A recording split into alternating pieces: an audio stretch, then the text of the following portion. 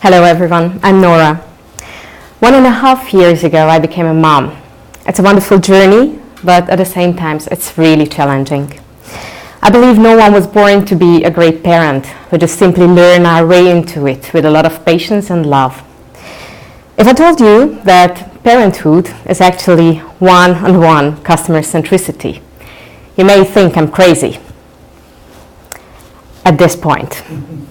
So, therefore, I would like to share with you my story, my journey of becoming a parent, and how it all relates to customer centricity. So, when I became a mom and my daughter was born, my life turned upside down. My priorities changed. Now the most important thing for me is to make her happy. And obviously I'm doing it for something. I would like to earn her love unconditionally, forever, which means obviously a lot of work, constantly. So how I see parenthood is basically an iterative journey of 3 stages. Stage 1, get to know. From the birth on, I really needed to understand my daughter. I was analyzing her, observing her, trying to anticipate what she wants, what she needs. It was a matter of survival for both of us. So, for example, when she started to cry, I was running a short analysis in my head, checking my watch, what time it is, when was the last time she ate, she slept, she got a new diaper, just to figure it out what she needs next. Obviously, these were all anticipations, so until I didn't try to get the confirmation from her, it was uncertain. So here it comes, stage 1. I always had to get engaged with her in a communication to see whether my anticipations were right or she needs something else. At the beginning it's relatively easy because you give them milk, 90% of the cases, bingo, but with the time it's getting more and more difficult. So when she started to communicate, she was just pointing at things and she said, da. She was curious, she wanted to know everything, she wanted to explore her world. So one time I was feeding her and she was pointing towards the living room and she said, da. I was looking at the living room and said, oh yeah, that's the couch. She was looking at me, obviously not happy with my answer. So I was trying to figure out what she wants and try to guess, like, okay, now the couch, the whatever. And then she just get more frustrated every time and louder, saying da. And I felt really like in an exam, like I don't even understand the question.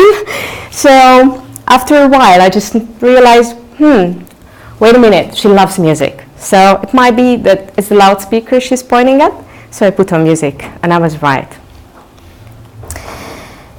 So stage 3 is evolve. As I mentioned, at the beginning it's easy with the milk, bingo, but our options, the number of options are just getting more and more with the time. They're changing, they're growing up, they are evolving, so we have to evolve with them. We don't have another chance. So the biggest frustration for me as a parent is like this. So the moment when I know how they work, what they like, how I can suit them, you can be sure about it, they will change. So one time, my daughter came back from the kindergarten, and as I mentioned, she loves music, she loves singing. Her favorite song is Bruder Jakob, Brother John, everyone knows that. And this time she came home and she was starting singing like yippee-yi-ya, yippee-yi-yay, and I was just frozen. I stood there, okay, I don't know this. So getting back to stage 1, get to know. Obviously, this whole thing wouldn't work without the full motivation and engagement of my husband and myself. And this is the way how we can deliver according to her expectations. So, customer centricity. As I told you, I see a one-to-one link to that. Why am I saying that? Well, I believe that most of us agree with that customer centricity is important for us. But I realized for me, it's like obvious. I spent my last 13 years working in customer value management and customer relationship management. But when I'm talking to my colleagues, to others, and we came to the point that, okay, so what is that exactly about, how it works? It's intangible. They do not really know the answer. So here is my answer to that. To make customers happy, we have to do the same process. First, we have to get to know them. We are analyzing their behavior day by day. We try to anticipate and predict what they will do next, what they need. So whether they are going to leave us, whether they need a new service. We are doing pretty well in this area. With the increasing amount of data, big data, new technologies, we are even getting better day by day in the predictions.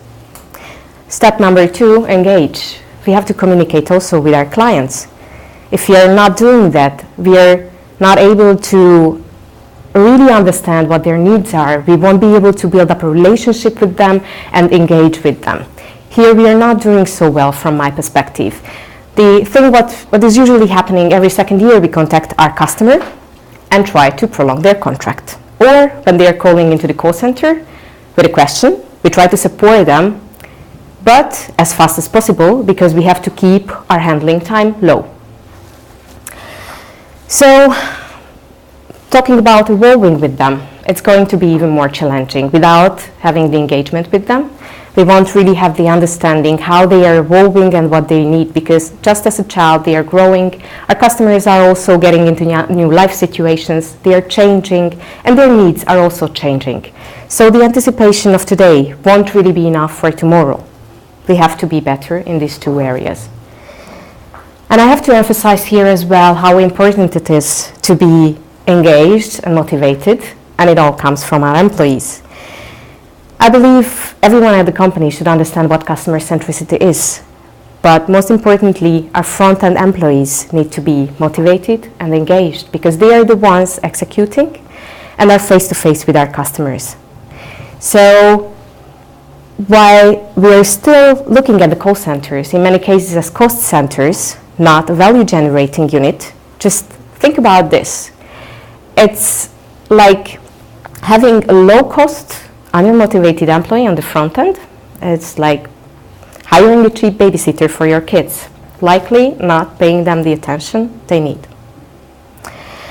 So that was my story, and I really hope that with that I could get customer centricity a bit closer to all of you, and now you have a better understanding of that. And next time when you go back to your work, you will think about it, how you can do something for it. Thank you.